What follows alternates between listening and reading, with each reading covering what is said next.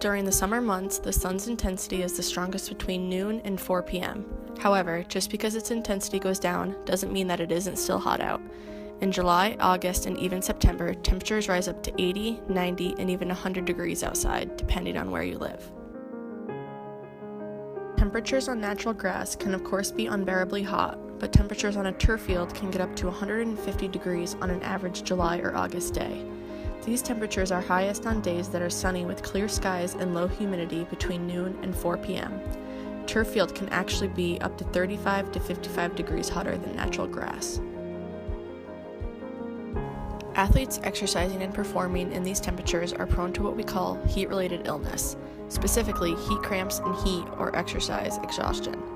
Heat cramps are very common in athletes and are defined as painful, involuntary muscle spasms due to the loss of water and electrolytes during and after intense exercise. Heat exhaustion is the inability to continue exercise in the heat due to cardiovascular and respiratory insufficiency, meaning the heart and lungs are having difficulty performing their jobs. It is also important to understand that heat illness is more likely to occur in hot and humid weather, but also occur in the absence of these conditions, depending on the athlete and the sport. Athletes who play outdoor sports in the summer or begin training in the late summer for the fall season experience heat-related illnesses more often than those who start in the winter or spring. The main sports of concern include football, soccer, and cross country. These sports also involve a lot of running, meaning athletes are exerting a lot of energy and get hotter quicker. Soccer and football are often played on turf fields, which also adds to the heat. Heat cramps and heat exhaustion are especially common in football due to the amount of equipment players wear.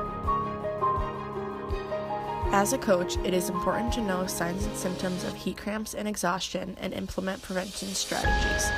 Signs and symptoms include dehydration, dizziness, syncope, headache, nausea, profuse sweating, cool, clammy skin, cramps, weakness, and hyperventilation.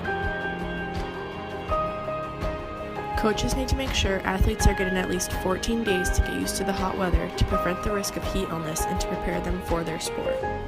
Coaches need to advise athletes and make sure they are drinking water before, during, and after exercise on hot days. Coaches should also give water breaks every 10 to 15 minutes during a practice.